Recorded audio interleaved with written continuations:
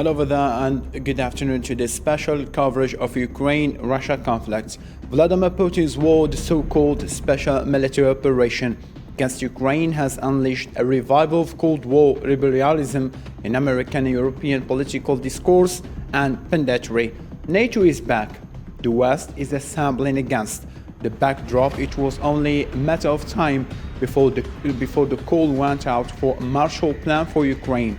America's astonishing aid program is widely credited with kickstarting Western Europe's miracles recovery after 1945, which provided the material foundation for the era of so-called embedded liberalism, the synthesis of normative principles and institutions that underpin the post-war order.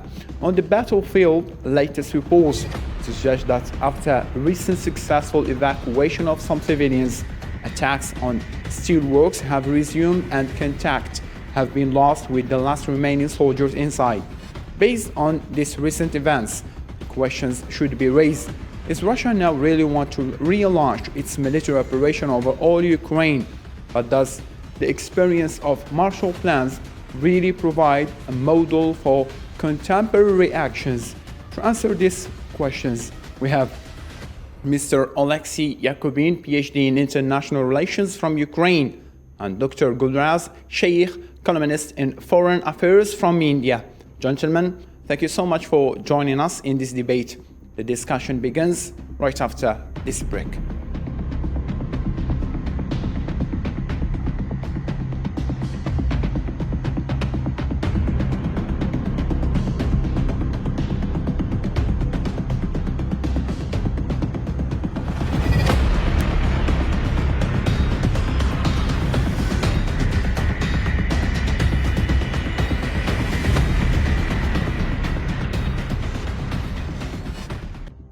And before we delve into our discussion, let's tackle this piece of information. Zelensky accuses Russia of not respecting their promise of truce on the Azovstal sites in Mariupol, the last pocket of Ukrainian resistance in the port city devastated by bombardments. More in this report.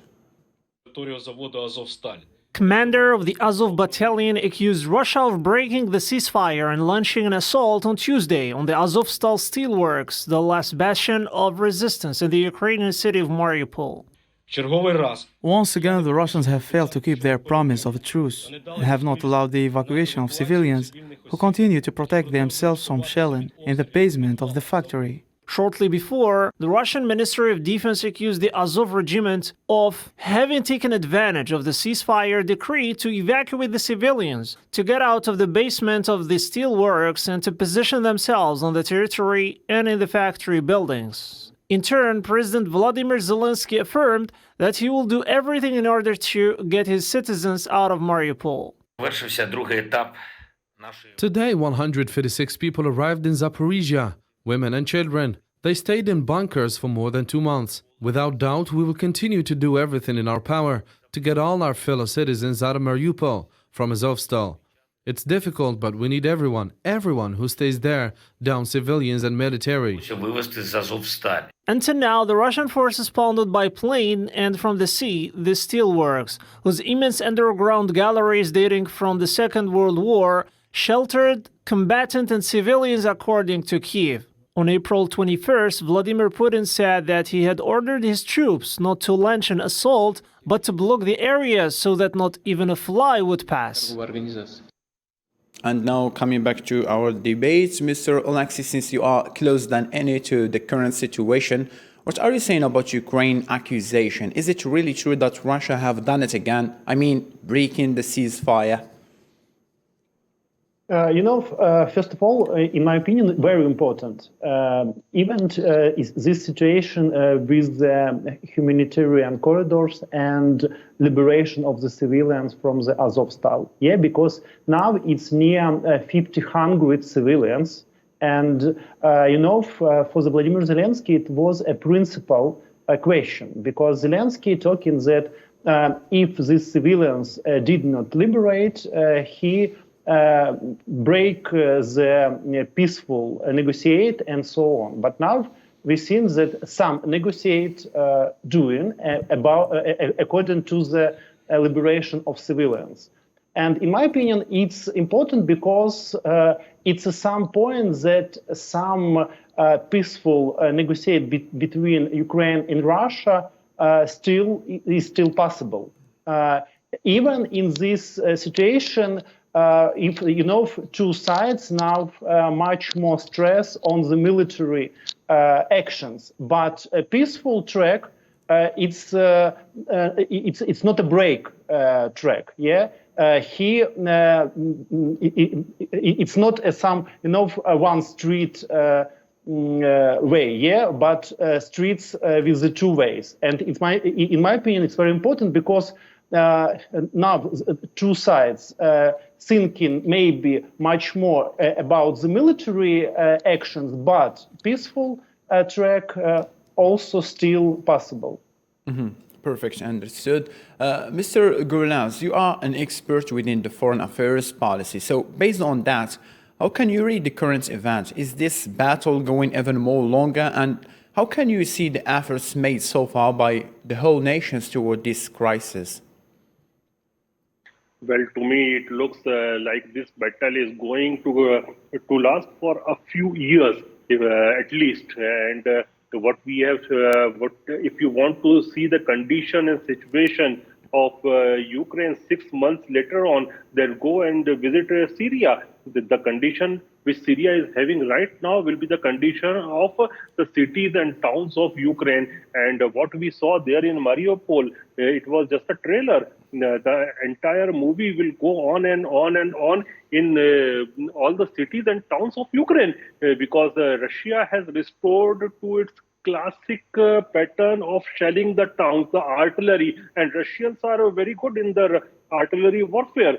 Initially, in initial days of the attack, they were trying not to disturb the civilian population, not to kill the civilian population, but they failed miserably. And till now, what I can say that what all we have seen by the gains of Russian army, nobody is impressed by a superpower who is losing on all the fronts, at least when compared, when you are fighting the war with a very small country. So they have not performed well at all.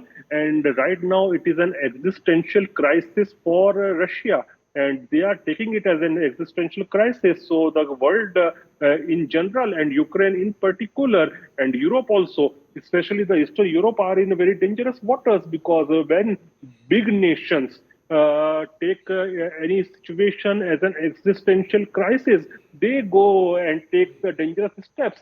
So there is a very high possibility of Russia using dangerous steps.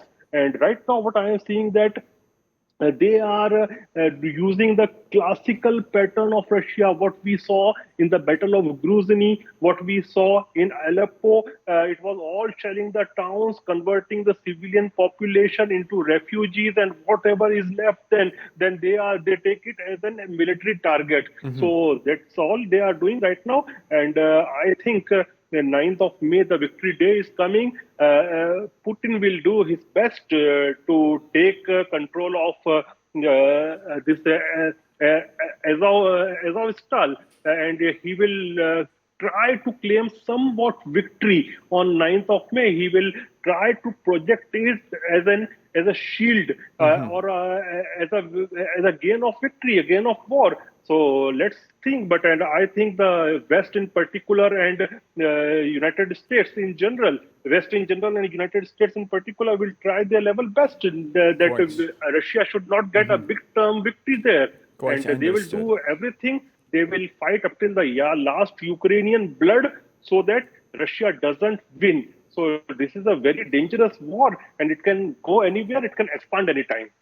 Quite understood, Mr. Gulaz. Thank you so much. All right, moving on now. Prime Minister Narendra Modi had a 90 minutes one-on-one meeting with French President Emmanuel Macron on Wednesday evening at Élysée Palace, focused on the consequences and solutions to the war in Ukraine rather than the respective positions of the two countries, with the two leaders discussing ways to counter the deteriorating environment in the Indo-Pacific region.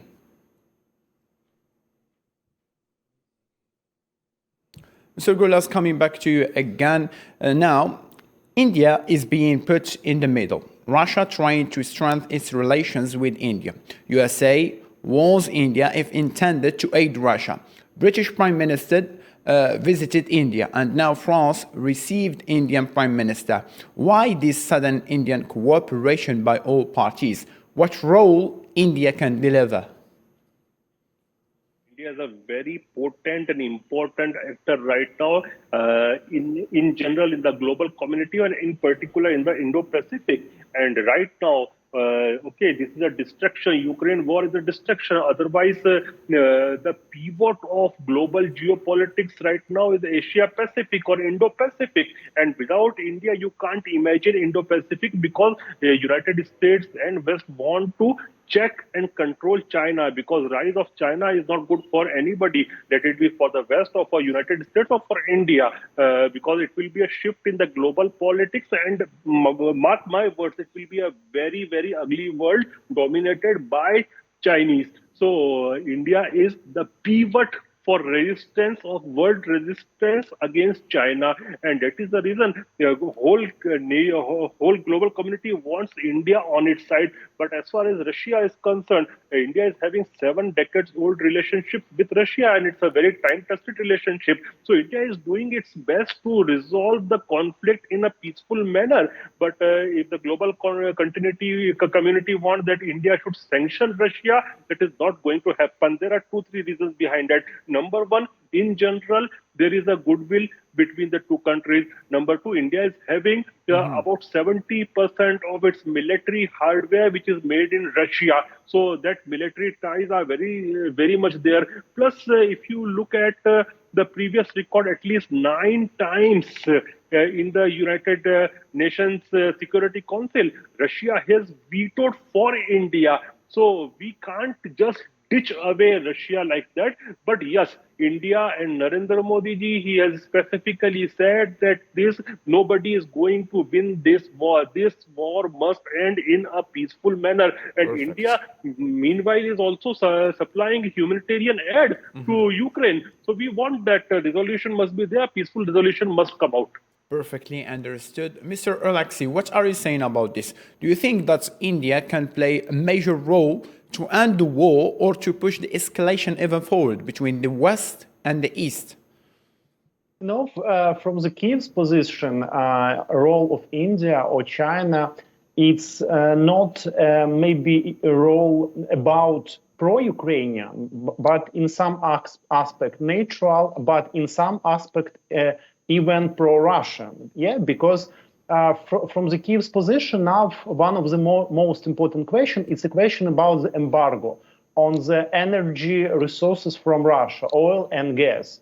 But if we look at India or China, we've seen that this country did not support this idea, because from the Zelensky calling to the European country, to the USA, it's about the total ban, of the embargo of the Russian energy resources. But in China talking that they has different position, that they want to buy Russian energy resources, oil or gas, with the low prices and so on. And that's why from the Kiev position, it's not in some aspect pro-Ukrainian and maybe position for the stop of war, because it's clear that Russia used this money from the energy resources to support their army machine, and support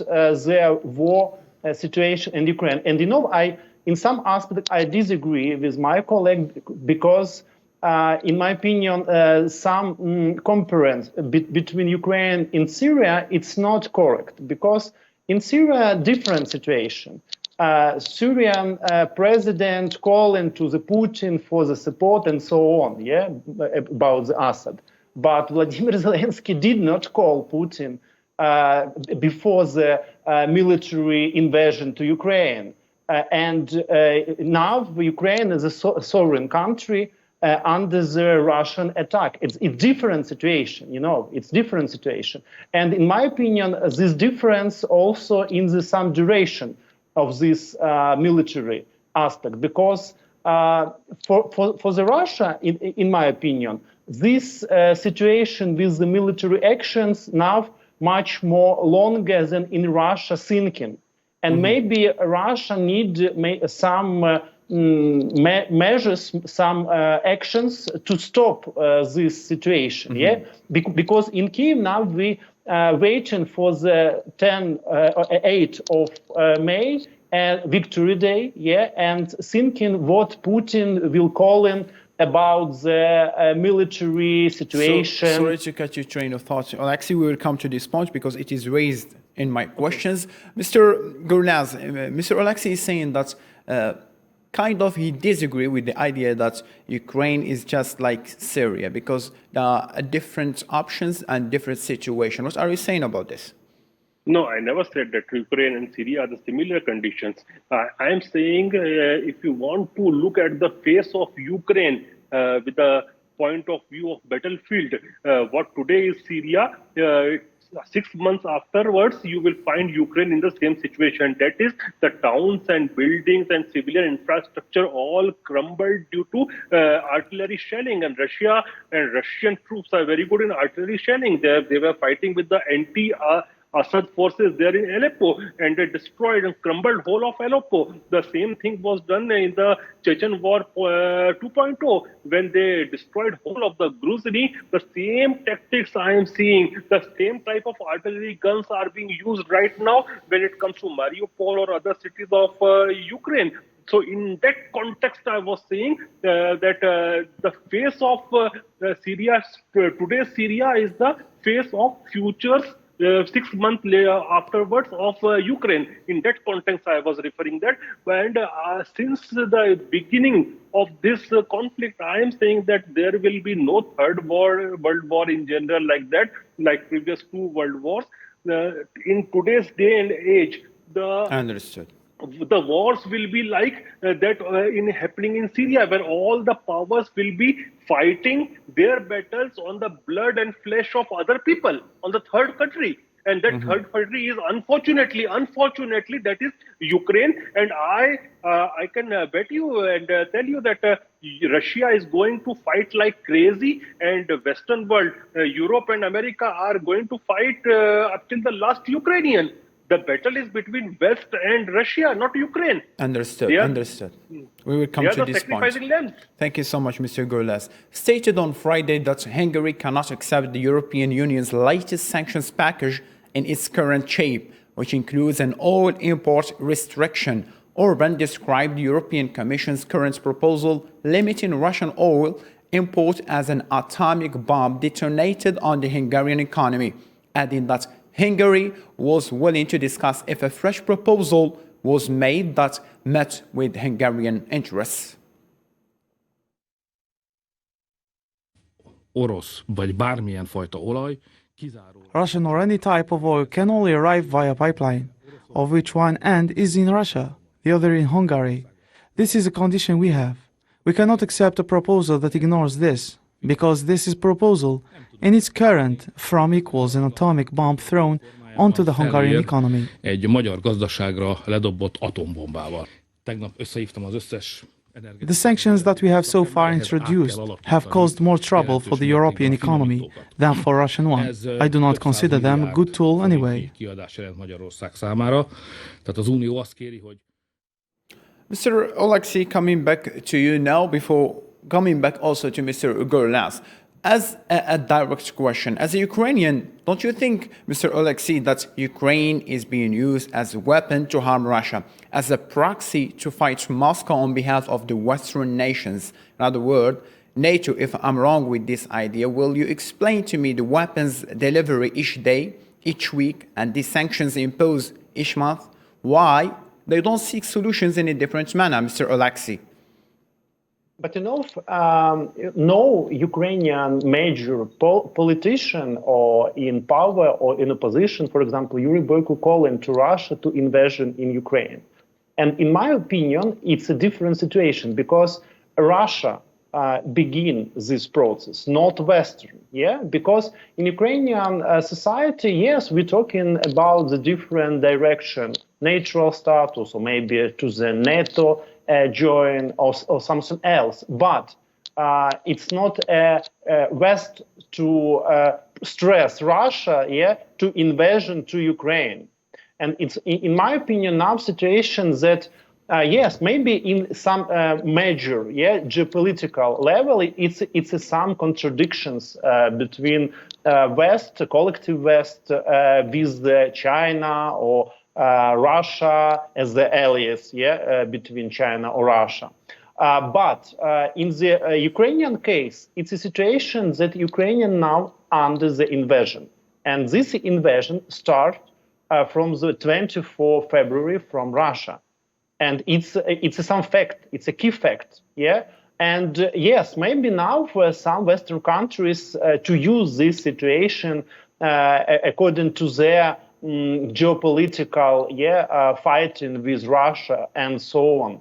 But if this invasion did not existed, maybe this situation now, we're not talking about the situation with some Western sanctions and some restricts for the Russia. Understood. Mr. Because did not cause, did not have cause for this, Perfectly understood. Mr. Gurlas, coming back to you. Previously, I have talked to one of my guests, Mr. Hussein Askari, who is a member of the Belt and Road Initiative in Sweden. And he told me that these sanctions imposed on Russia is a suicidal policy because it will destroy not only Russia, but rather the whole continent. And here it is now. Orban is admitting this latter. See, if you call Putin an autocrat, then I will say Mr. Viktor Orban is a junior Putin, he himself. And well, we are talking about very small people. Yesterday, what was the take of Pope Francis? And he categorically said two things. He said that NATO was barking on the borders of Russia, number one. And secondly, he said that the arm companies, the arm and ammunition companies of the world, they gain by the conflicts. So these were the words yesterday by the Pope Francis, who is the head of the Catholic Church. So there are many things and many rifts within the Europe and Western world also. And these rifts are going to come out as the war increases, as the financial conditions deteriorate. And mark my words, within a couple of months, the Europe will see at least 4 to 5 million barrels of less of crude oil, because you are sanctioning Russia, you have already sanctioned Venezuela, you have already sanctioned Iran. So how much the oil United States can produce and how much oil the GCC countries can produce. Plus, in the year end, there are midterm elections in United States of America. So mark my words, the Biden administration is not going to export oil. So there will be energy issues in Europe and in the world in general. Energy will be definitely very costly, and in our generation has seen all the progress with the cheap energy. So gone are the days of cheaper energy. So within the European Union, you will see many fissures, especially between the north and south of European Union. Quite understood. On Thursday morning, UK Prime Minister Boris Johnson met with his Japanese colleague Fumio Kishida. The leaders met in Downing Street to talk about global security and how to boost Japan-UK cooperation. During the meeting, Johnson praised the Japanese Prime Minister for his government's strong position against Russia's military action in Ukraine.